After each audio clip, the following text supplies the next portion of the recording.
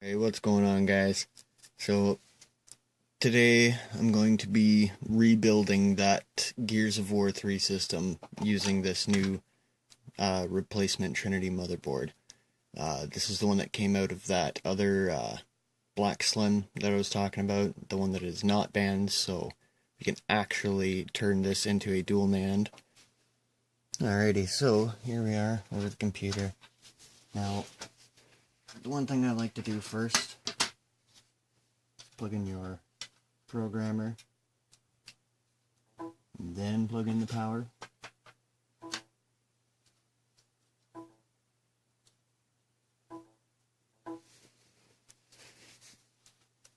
Yeah, it looks like it's time to do some rewiring on my programmer there.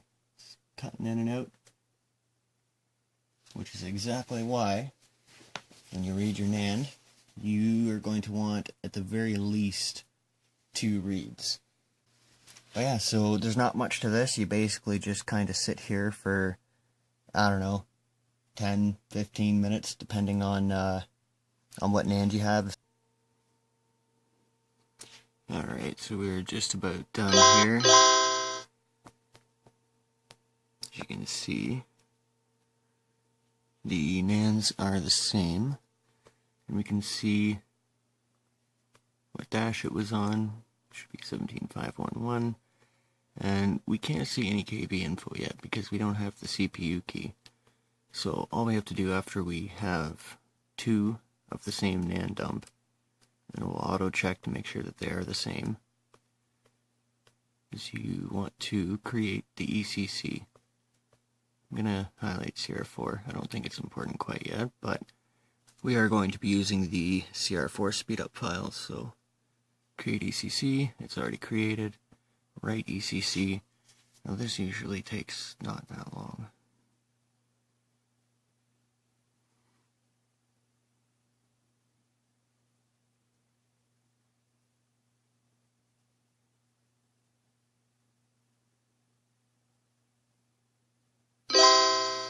Alrighty, so our motherboard is now completely ready to boot XELL for the first time and get the CPU key. Let's get back over to the workstation and let's do the glitch chip. Alrighty, so we're back at the workstation here. Now, actually my iron was kind of hot. Let's turn this down to about 345. And before I even install the glitch chip, one thing I'm going to do, usually you would leave this in until the end and use it to write your NAND, but I really prefer to just use XELL because theoretically, like I said, this thing should be ready to boot XELL, and I've done enough of these that I know it's going to boot XELL. So let's just remove the oh, there we go. Ground usually takes a little bit more heat because it's more into the board than the other lines are. One thing I'm going to do, usually I like to clean the board more, but I mean, this is just kind of showing you guys what you at least have to do for a good install. And of course, please always use flux. New to your dogs, and use flux when you solder, for the love of God. Or I guess spade new to your dogs. Someone's gonna get triggered. Okay. So the only reason I'm cleaning this spot a little bit is I don't want the chip to come off the board. Now, this system is going to be another one of my personal systems, so when I'm done building it and it's together and in the final little bit you get to see it, hopefully in this video, I'm still going to end up taking it apart again and cleaning it better. I just don't want to do it all right now. Well, that's not straight, but no one will see underneath the chip. But yeah, I just kind of want to get this video done. Not too quick, but quick enough at least. Now, one thing I like to do because, like I said, nobody's going to see that. But I like to line my chip up with this line right there. And then right where it comes out at the bottom, you'll see. It's really hard to do with the camcorder or tripod blocking some of my maneuver room there. So, kind of like that. See if I can. There we go. So that's how I like to mount it onto the board there. And the chip is not straight. Now the chip is kind of straight. If we overcompensate a bit, it'll come back and...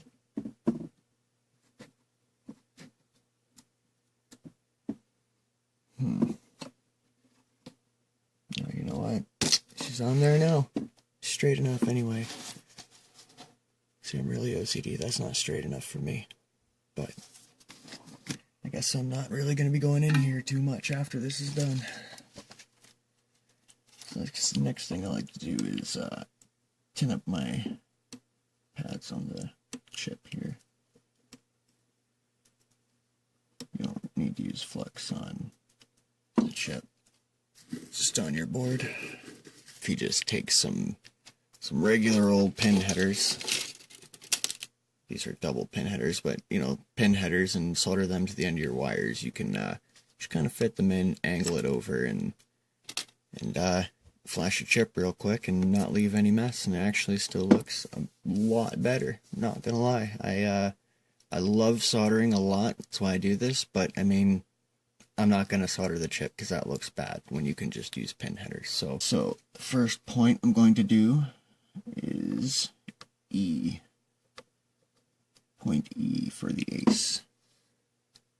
I'm gonna show you real quick. I'm not gonna stop for every wire. But,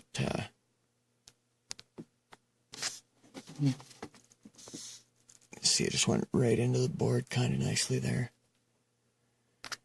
So, on the other side, that's actually perfect. I like that a lot. You can kind of see the nub just came out. It's definitely not going to short on anything. It looks pretty nice. So, CPU reset is done. Boom. Alright, now let's connect up 5 volt. Boom, done. Let's connect our ground.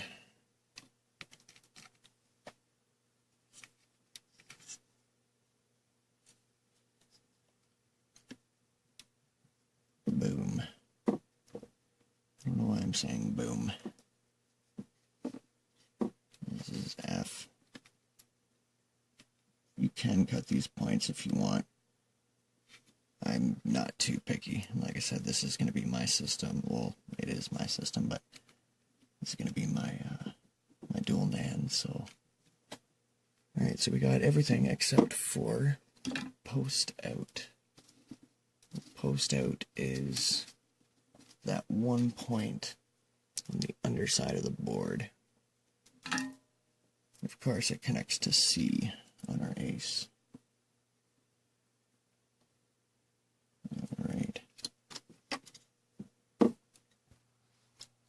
Alright, so once you've got everything set up, what you're going to want to do is go to Advanced. Oh, my bad, rest click. Advanced Custom NAND CR Functions. You want to highlight XVSF, or XSVF, my bad. And the timing files that I have, I got them a while ago. I can't remember like where I found them, but I have a huge folder of files. Anyway, so the timing file I prefer is RGH2 speedy files, Trinity, 300 megahertz, 60.6, and then TR_L 06_T_60.6.XSVF. Now, if you're doing a Corona, honestly, don't flash it. Try it with this firmware because I usually just thought it was bullshit, but it actually does work kind of well. Some Coronas are pretty annoying anyway. I mean, they're nowhere near as bad as Zephyrs, but... So, just smoked a bowl, poured a glass of wine. Let's see how quickly we can boot to XELL.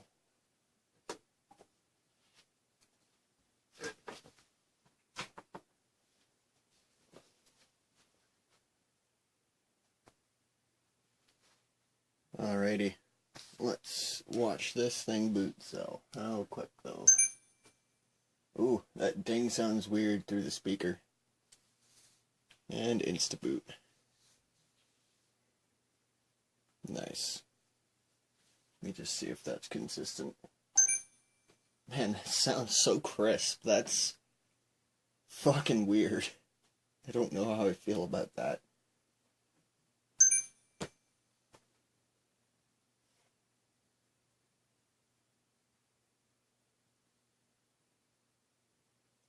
Okay, 3. I don't even have the speed up timing files in it right now.